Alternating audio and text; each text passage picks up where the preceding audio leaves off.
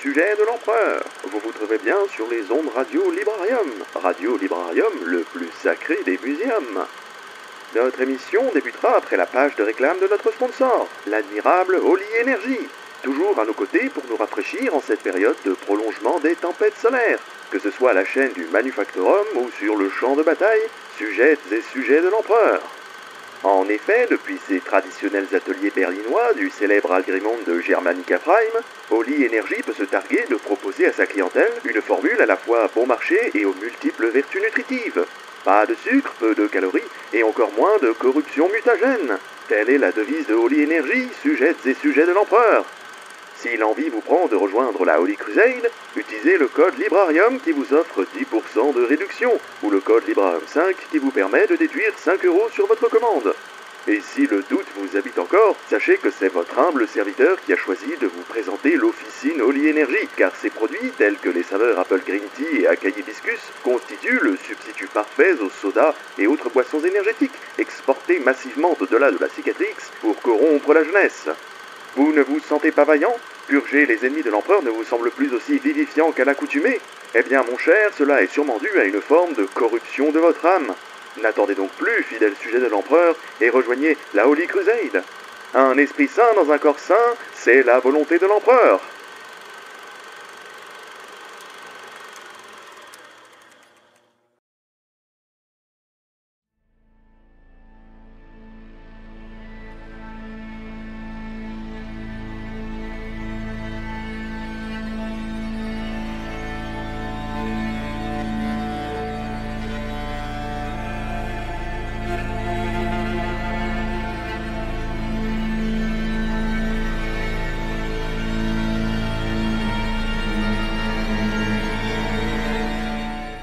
De l'intérieur comme de l'extérieur, l'Imperium est assailli par d'innombrables ennemis.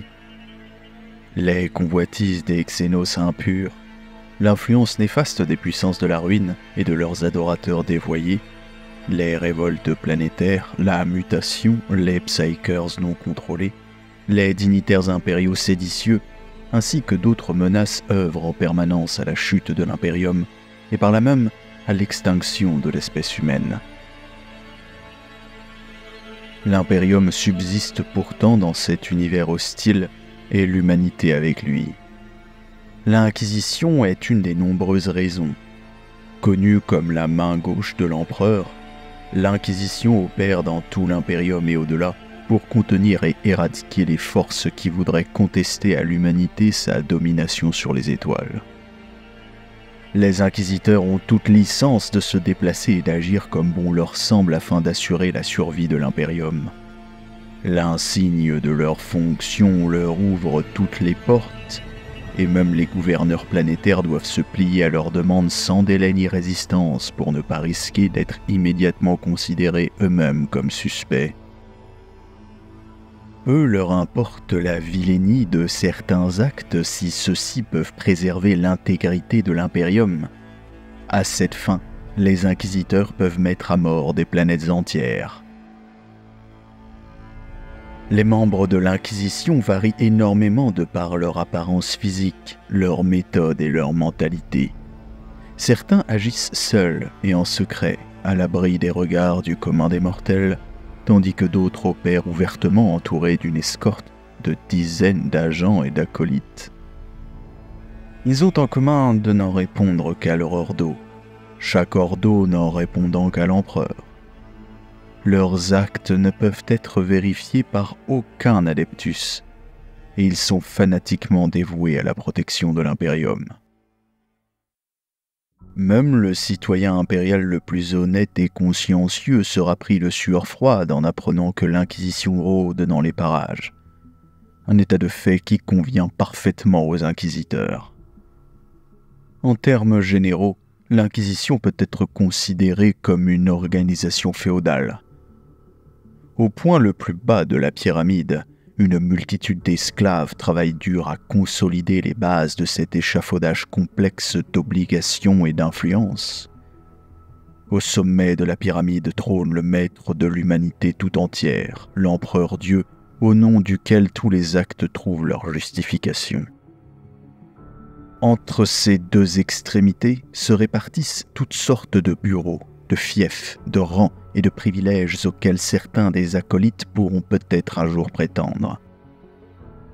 Au plus bas niveau, ceux qui sont au service de l'Inquisition n'en sont généralement pas conscients. Ces agents extérieurs se doutent parfois qu'ils travaillent pour une société secrète, mais ils supposent le plus souvent qu'il s'agit d'une organisation très banale. Un syndicat du crime, par exemple, un ordre religieux ou une brigade criminelle gouvernementale. Évidemment, sur certaines planètes, ces différents exemples ne sont en réalité qu'une seule et même entité. Ces individus ne sont pas considérés comme des acolytes de l'Inquisition. Ce ne sont que des pions, des employés ou des agents destinés à être mis en jeu sur l'échiquier des opérations, puis abandonnés ou sacrifiés à volonté. À leur manière, ils peuvent jouer un rôle important, mais ils ne connaîtront jamais la véritable nature de leurs actes. La situation d'un acolyte est radicalement différente. L'acolyte sait parfaitement qu'il sert l'Inquisition. Il a eu l'occasion de rencontrer son maître au moins une fois au cours de sa carrière. On le considère comme un espoir, un individu dont le potentiel lui permet d'espérer accéder un jour au statut d'inquisiteur à part entière. Bien qu'il démarre très bas dans la carrière et qu'à ce stade, il soit aussi interchangeable que n'importe quel agent extérieur de l'Inquisition, il possède ce petit quelque chose en plus qui le place à part. Cela peut être une compétence très particulière, un talent extraordinaire, un destin marqué par une prophétie, la chance de s'être trouvé au bon endroit, au bon moment, ou simplement un trait de caractère qui d'une manière ou d'une autre a su plaire à son inquisiteur. En progressant au service de son maître, à mesure qu'il acquérera des compétences, de l'expérience et que son nom sera de plus en plus associé au succès, l'acolyte prendra graduellement de la valeur aux yeux de l'inquisiteur. Ceux qui ont fait leurs preuves reçoivent des missions plus importantes et accroissent leur savoir. Ces acolytes de confiance peuvent finir par diriger des groupes d'acolytes ou d'agents extérieurs, et leur inquisiteur va parfois jusqu'à leur demander d'évaluer des recrues potentielles. Avec le temps, leur maître finira peut-être par considérer qu'ils sont mûrs pour entamer la longue et difficile formation qui leur permettra d'aspirer à devenir inquisiteurs à leur tour.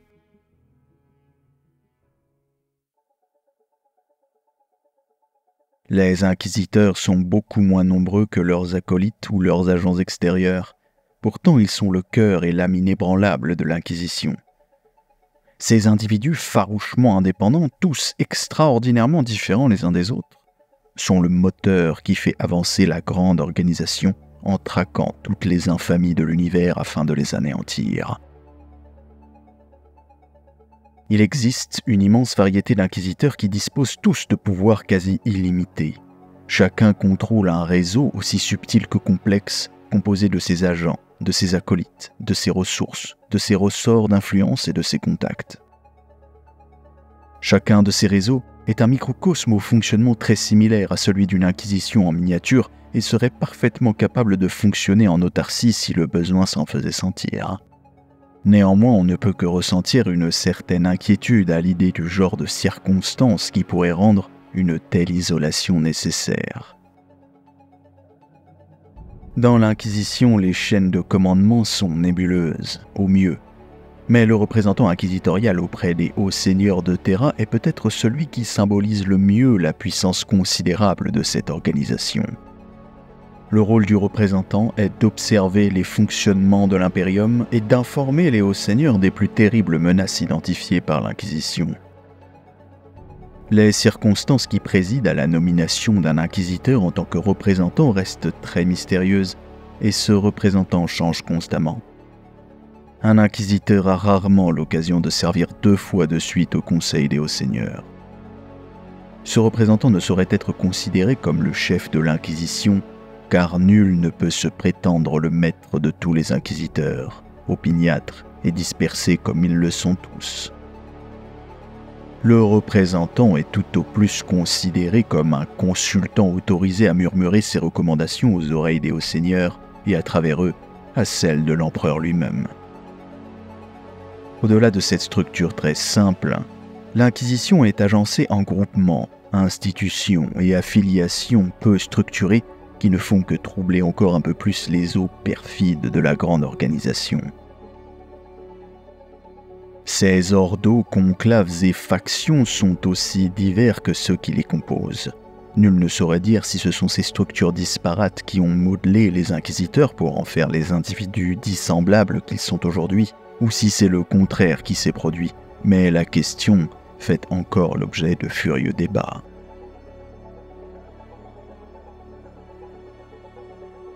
L'Imperium est au bord de la destruction. Encerclé de tous côtés de menaces incompréhensibles et tenté par l'attrait de la connaissance interdite, l'humanité n'est qu'à un seul pas de l'extermination totale. Ce sort n'est évité que par la vigilance ininterrompue de l'Inquisition, des agents inébranlables qui protègent l'humanité des terreurs des étoiles et des traîtres inconscients en son sein. L'Inquisition est l'organisation la plus puissante des nombreuses branches qui composent l'Imperium. Ces agents, les inquisiteurs, inspirent autant la peur que le respect. Ils sont des mythes de chair et de sang, des êtres implacables qui descendent des cieux pour juger le mutant, le traître et l'hérétique. Rare le citoyen qui n'appréhende pas le regard acéré d'un inquisiteur et qui n'éprouve pas la plus grande terreur en sa présence. Tous les citoyens impériaux, des plus pauvres des hommes aux plus riches des nobles, ont entendu les récits de la mort et de la destruction, de l'œil qui voit et condamne en toute impunité. Ceux qui ont croisé le chemin d'un inquisiteur et survécu pour en parler sont rarement désireux d'attirer à nouveau son attention. Les inquisiteurs eux-mêmes ne se soucient que peu de la moralité et n'ont que faire des nombreuses lois et procédures de l'Imperium, sauf quand ils choisissent de les utiliser. Ils sont la main gauche de l'empereur, alors que l'Adeptus Terra est sa droite et juge toutes les organisations de l'Imperium. En effet, un inquisiteur est isolé du reste de l'humanité par tous les moyens. Par une ancienne tradition, son autorité vient directement de l'empereur lui-même. Il n'y a pas de hiérarchie à laquelle il doit répondre et il n'est redevable qu'à ses semblables. De plus, un porteur du sceau inquisitorial peut réquisitionner n'importe quel serviteur de l'Imperium pour l'aider dans sa mission, du plus petit des clercs au chapitre entier de Space Marines, en passant par les vaisseaux de la marine impériale.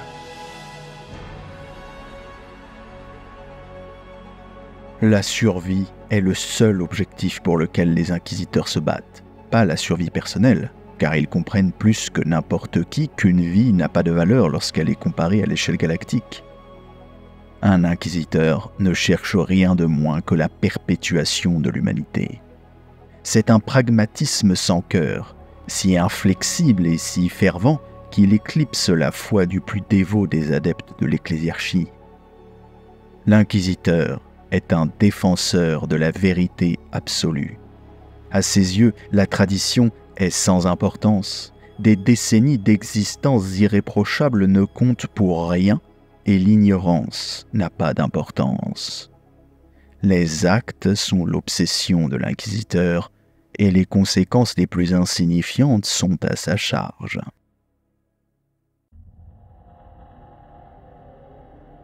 Bien qu'instruits, les inquisiteurs ne possèdent pas une réserve complète de connaissances et de certitudes, car même les plus voyageurs et les plus expérimentés de leur père ne détiennent qu'une fraction de la sagesse de l'empereur. Bien qu'il y ait des milliers d'inquisiteurs disséminés dans l'Imperium, les menaces qui pèsent sur l'humanité sont 10 fois plus nombreuses que ne le pourrait espérer une victoire durable, voire un répit significatif. Les démons vocifèrent au-delà de la lumière de l'empereur, attendant l'heure où l'obscurité la noiera. Les Xénos se rapprochent, subvertissent et détruisent des mondes entiers. Et pendant ce temps, les obstinés, les insensés, les égarés et les arrogants au sein des rangs de l'humanité travaillent sans le savoir à leur propre destruction. Toutes ces menaces doivent être combattues et contenues par tous les moyens nécessaires, et seuls les inquisiteurs ont l'ampleur de la vision et l'autorité nécessaires pour le faire. Lorsqu'un gouverneur planétaire ou un commandant militaire ne pourrait percevoir qu'une insurrection a écrasé, un inquisiteur reconnaîtra l'hérésie dont cette rébellion n'est qu'un symptôme. Il aura les contacts et les ressources nécessaires pour éliminer les conspirations extraterrestres, la corruption bureaucratique et les déviances génétiques qui se cachent dans les chapitres Space Marines, jusqu'ici irréprochables. Si assez perspicace, un inquisiteur sera capable de détecter un désastre naissant à travers l'analyse ou l'instinct, excisant le cancer avant qu'il ne prenne racine, que ce soit en personne ou par le scalpel de l'officio assassinorum. Trop souvent, cependant, ces efforts sont consacrés à un cataclysme qui a déjà commencé, qui ne peut prendre fin que par la masse de la garde impériale ou par l'horreur de l'exterminatus. Il n'existe pas de limite pour un inquisiteur dans la poursuite de son devoir, ni de sanctions trop extrêmes. Il sait qu'il vaut mieux qu'un milliard d'âmes irréprochables périssent aux côtés d'un seul fugitif coupable, si cela permet de mettre fin à la menace. La plupart des inquisiteurs se désolent du meurtre qu'ils commettent pour la cause de la survie. Ils pleurent chaque mort et ne s'endurcissent qu'en sachant que l'acte a servi à un but plus grand. D'autres sont devenus si émotionnellement cautérisés qu'ils ne pensent plus à la question, la balayant de leurs pensées. Pourtant, il y a parfois des actes de pitié pour équilibrer ceux du meurtre. Les inquisiteurs ne sont pas aveugles à la possibilité de la rédemption. La vertu dans le présent peut parfois l'emporter sur les maux du passé, même si ces récupérations sont rares.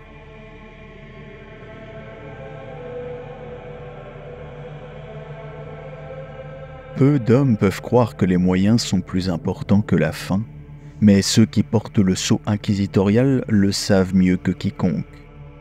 Peut-être qu'à un autre moment, à un autre endroit, les hommes et les femmes de l'Inquisition seraient-ils considérés aussi monstrueux que les menaces auxquelles ils s'opposent, mais les juger comme tels revient à négliger une vérité brutale. La moralité et la compassion sont des luxes que l'on ne peut s'offrir. Même s'ils sont responsables d'atrocités, les inquisiteurs sont les héros dont leur époque a besoin.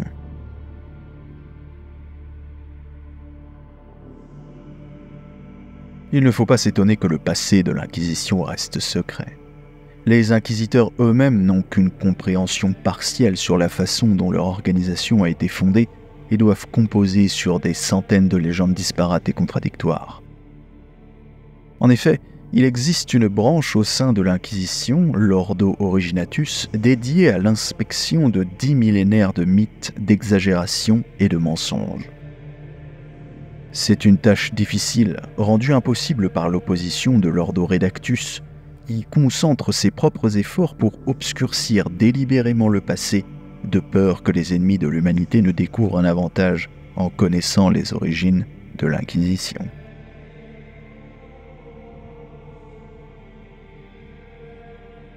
Ce dont presque toutes les légendes s'accordent, c'est que l'Inquisition a été fondée par Malcador le Sigillite à la demande de l'empereur. L'histoire raconte que dans les derniers jours de l'hérésie d'Horus, Malcador a amené 4 hommes et femmes devant l'empereur, des individus d'une loyauté sans faille, ayant une détermination et une force d'esprit qui lui serviraient fidèlement dans les années à venir. Au-delà de ce fait, les légendes divergent attribuant de nombreuses identités à chacun des 4, certaines ridicules, beaucoup crédibles, et toutes totalement non démontrables. Bien que l'on sache que l'Inquisition existe, ses actions sont impossibles à retracer. Les dossiers sont scellés, restreints ou simplement détruits. Les témoins sont réduits au silence, subissent un effacement de la mémoire télépathique ou sont massacrés. Pourtant, les signes sont là pour ceux qui savent les chercher. De nombreux érudits impériaux supposent que l'Inquisition a joué un rôle central dans des événements aussi importants que la Seconde Fondation, la décollation et la chute de Novatera. Il y a des lacunes dans les documents officiels qui indiquent que des branches entières de l'Adeptus Terra ont été passées au fil de l'épée dans le passé, et qui, sauf l'Inquisition, a le pouvoir de faire une telle chose et de dissimuler l'acte par la suite. La plupart de ceux qui recherchent le passé de l'Inquisition n'ont pas de preuves, et ceux qui en découvrent ont tendance à disparaître. Certains d'entre eux attirent l'attention d'un inquisiteur, leurs compétences étant jugées aptes à faire progresser les objectifs de l'Inquisition. La plupart périssent simplement, leur corps sans vie est découvert plus tard dans des situations si accablantes que leur personnalité est remise en question. L'Inquisition veille sur l'Imperium. Ses membres ne veulent pas être observés en retour.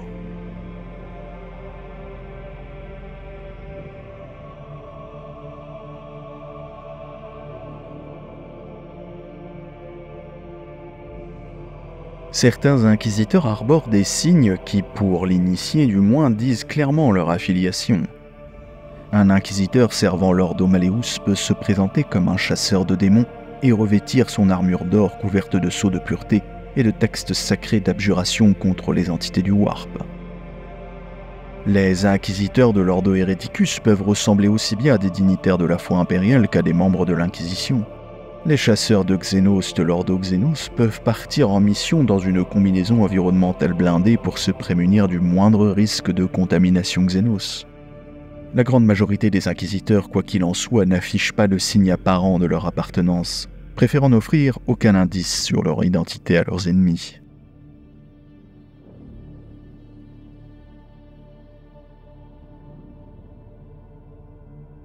En termes de taille, l'Ordo Hereticus est le plus grand des 3 Ordo Majoris, et ses inquisiteurs traquent l'ennemi au cœur même de la population de l'Imperium. Les membres de l'Ordo Hereticus sont parfois appelés chasseurs de sorciers ou répurgateurs à cause de la priorité qu'ils accordent à l'arrestation des Psykers. Les mutants, les rebelles et les hérétiques font également partie de leurs objectifs. L'Ordo n'éprouve pas le moindre scrupule à agir contre les membres des autres adeptas. Bon nombre de technoprêtres corrompus ou de cardinaux renégats du Ministorum ont trouvé la mort aux mains d'un répurgateur. Ceux qui connaissent l'existence des chasseurs de sorcières les voient comme de sinistres gardiens de l'humanité, des figures protectrices vouées à défendre leurs concitoyens contre la sorcellerie, l'hérésie et la mutation. Un chasseur de sorcières traque ceux qui pratiquent les arts interdits et blasphèment contre l'empereur, aussi bien que les membres de l'ecclésiarchie qui détournent sa voix à leur profit. Les chasseurs de sorcières sont des individus souvent effrayants, incorruptibles et purs, qui punissent toute forme de déviance par un châtiment sévère, mais juste. Ils sont impitoyables dans leur traque des ennemis de l'Imperium, et si des milliers d'innocents ont parfois été massacrés dans la foulée, il s'agit souvent de pertes négligeables en comparaison du prix de l'échec. Les sœurs de bataille sont les chambres militantes de l'Ordo Hereticus, plus connues sous l'appellation officielle d'ordre militant de l'Adepta Sororitas. Entre autres devoirs, elles sont chargées de pratiquer des opérations de purification au sein des institutions impériales, de persécuter les ecclésiastes apostats, de garder certains des plus dangereux prisonniers des ordos et d'assurer la surveillance à bord des redoutables vaisseaux noirs. Toutes ces responsabilités, ainsi que des quantités d'autres, sont accordées en toute confiance à ces très saintes servantes de l'empereur. Enfin, on connaît également les sœurs des ordres Dialogus, des érudites expertes dans la traduction de textes aussi bien humains que xénos, saints ou blasphématoires. Les sœurs de bataille représentent une puissante force armée vouée à la défense des lieux saints, à la protection des adeptes de l'ecclésiarchie et à la défense des immenses convois de pèlerins qui sillonnent l'Imperium. Elles combattent également lors de toutes les campagnes impériales de nature religieuse.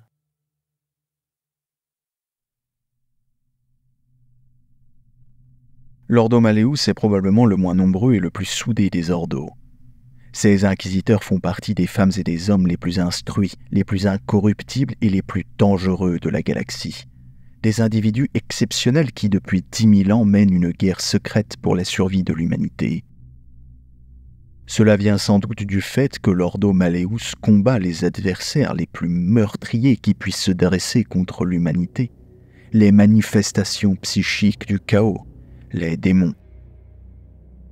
Les démons sont des créatures du Warp, des serviteurs des infâmes puissances qui y résident. Ce sont des entités habitées par la folie et le mal, dont la seule présence engendre la corruption et la mort. L'Ordo Malleus se charge de combattre ces horreurs d'un autre monde. Ses membres risquent le salut de leur âme pour mener ce qui pourrait un jour être l'ultime bataille de l'humanité contre la démence et la malveillance du Warp. La menace que fait peser le chaos sur l'humanité surpasse largement les dangers représentés par la plus abominable des races extraterrestres ou la guerre la plus cataclysmique. Étant en partie le reflet noir de l'âme humaine, le chaos peut trouver refuge dans n'importe quel coin de l'Imperium. Un instant de distraction de la part d'une seule personne peut ouvrir la voie à 1 million de démons. Le chaos peut être comparé à un virus latent présent dans la moindre veine et les moindres tissus de son hôte, une fine membrane l'empêchant de se répandre dans le reste de l'univers. L'éveil psychique d'un psyker non préparé ou la pratique de rituels impies sont suffisants pour déchirer cette membrane. Et si la plaie n'est pas immédiatement et définitivement pansée, la blessure risque de s'infecter et de s'ouvrir davantage, comme un cancer. Les Space Marines du chapitre des Chevaliers Gris comptent parmi les plus spécialisés de l'Adeptus Astartes et sont spécifiquement formés à défendre l'Imperium contre la menace du chaos.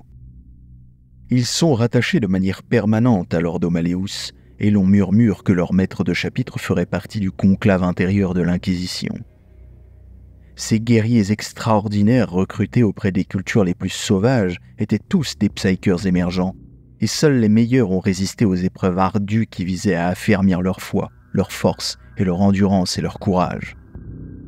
Les Chevaliers Gris se battent dans des armures énergétiques complexes, finement ornementées, en employant des épées et des hallebardes gravées de sceaux. Eux seuls peuvent se dresser devant un démon majeur avec un quelconque espoir de parvenir à le renvoyer vers le Warp. Les millénaires que les Chevaliers Gris ont passés à combattre les forces du chaos font d'eux les détenteurs d'un savoir dangereux, compilé à grand-peine par les inquisiteurs de l'Ordo Malleus. Chacun d'eux porte sur son plastron, enfermé dans un compartiment de céramite, une copie du Liber Demonica qui renferme leur rite de bataille consacré et symbolise l'arme la plus puissante des Chevaliers Gris. Une foi inébranlable dans le divin empereur de l'humanité.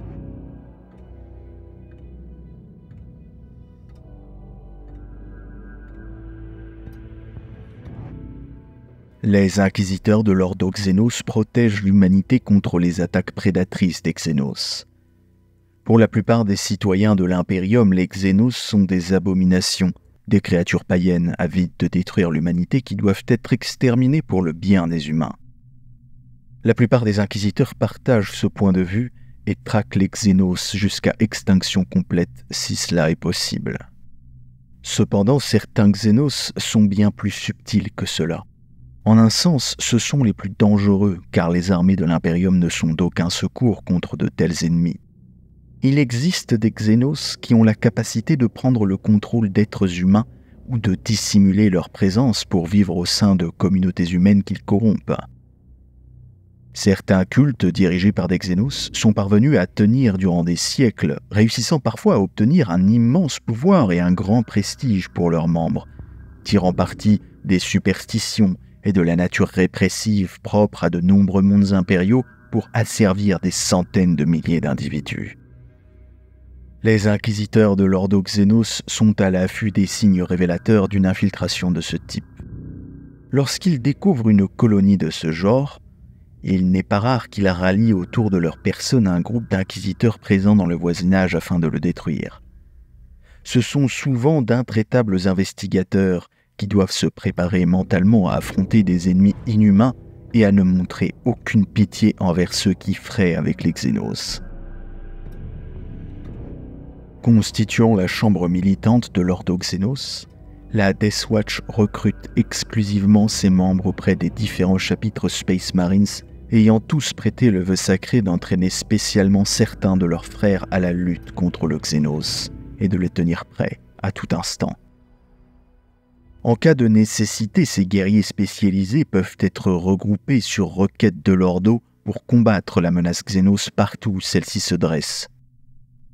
La rumeur voudrait que l'Ordo Xénos possède un certain nombre de forteresses secrètes en lisière dans l'Imperium, depuis lesquelles la Death Watch exerce sa vigilance constante, en guettant sans faillir les signes annonciateurs d'une agression extérieure.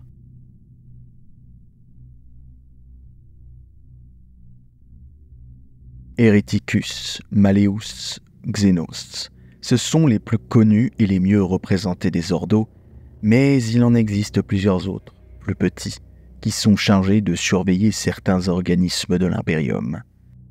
Ainsi, certains chaperonnent-ils les rangs des cultes d'assassins pendant que d'autres sont chargés de superviser tout ce qui touche au vaisseau noir.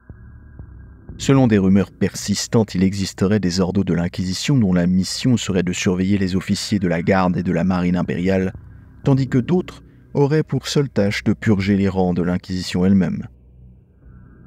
Bien qu'en théorie et en termes de pouvoir et de rang, ces petits ordos soient mis sur un pied d'égalité avec les trois grands, en pratique, ils disposent rarement d'autant de ressources que les plus grandes organisations.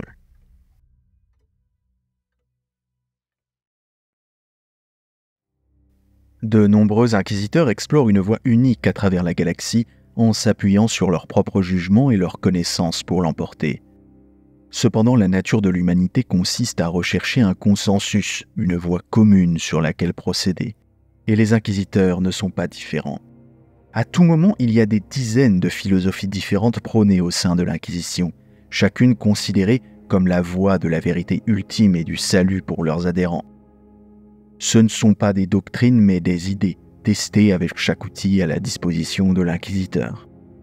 Si un inquisiteur adopte une philosophie excluant toutes les autres, ce n'est pas parce que ces principes répondent à un besoin religieux, mais parce qu'il en est venu à considérer ces principes comme la vérité ultime. Tout comme la taille d'un ordo augmente ou diminue, il en va de même pour la popularité de chaque philosophie, qui connaissent quelques brèves envolées et d'autres qui perdurent au cours des millénaires.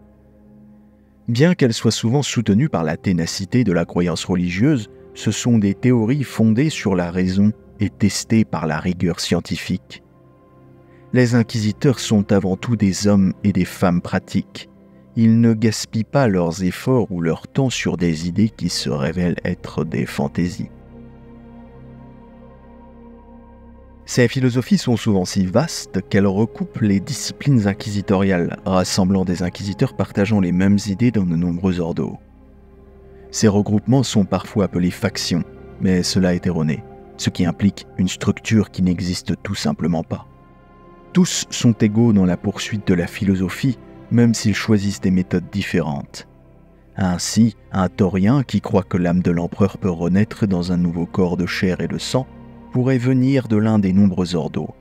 Même si un inquisiteur de l'Ordo Xénos cherche une technologie génique étrangère pour créer un nouveau corps, un membre de l'Ordo Malleus pourrait se plonger dans l'étude du warp pour apprendre comment l'esprit de l'empereur pourrait être guidé dans le monde physique. À ceci près qu'il ait besoin d'être guidé. Pendant ce temps, un inquisiteur de l'Ordo Hereticus pourrait contribuer à ses propres recherches sur les légendes de l'ecclésiarchie. Cependant, pour chaque inquisiteur qui se dédie à une philosophie particulière, il y a toujours au moins un opposant qui s'y oppose en la déclarant folie radicale et cherchant à en détruire toutes les traces. Après tout, la clé de voûte de l'Inquisition est le credo « Ne faites confiance à personne ». Et cela vaut autant, ou peut-être plus encore, pour les inquisiteurs que tout autre être vivant. La faction radicale des Isvaniens est encore plus extrême dans ses vues que les tauriens. Ils tiennent leur nom du tristement célèbre bombardement d'Isvan III dont on dit qu'il a été l'étincelle ayant provoqué l'hérésie d'Horus. Les Isvaniens souhaitent affermir le conflit et la crise partout où ils passent. Selon leurs croyances, l'Imperium nécessite des luttes constantes pour survivre. Une supposition plutôt raisonnable étant donné l'état de guerre presque total dans lequel est plongée la galaxie, et s'effondrerait et se détériorerait si jamais il arrivait à une paix complète. À cette fin, les inquisiteurs isvaniens courent vers les conflits la tête la première, fomentent la discorde à l'intérieur et à l'extérieur de l'Imperium. Ils déclenchent des guerres, mènent des invasions et poussent les mécontents à la révolte. Quand les flammes de la guerre brûlent, il est probable qu'un Isvanien soit là pour les attiser.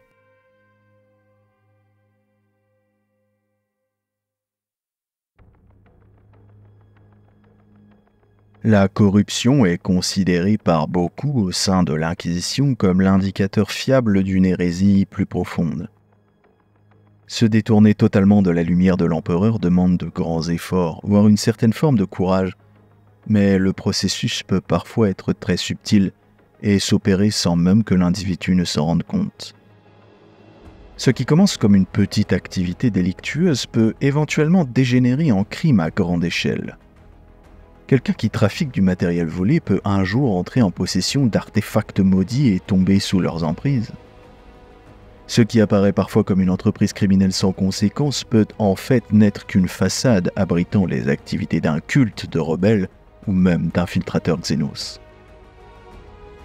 Les agents de l'Inquisition ne peuvent espérer placer sous surveillance la multitude des activités ou des organisations criminelles qui prolifèrent dans l'Imperium. Ils doivent laisser les forces de l'ordre et l'Adeptus Arbites faire leur travail. De nombreux inquisiteurs mettent en place des réseaux d'agents et d'informateurs au sein de ces organisations afin d'être rapidement prévenus des actions de leurs ennemis. C'est alors que commence le véritable travail de l'Inquisition. Traque et purge pour l'Empereur.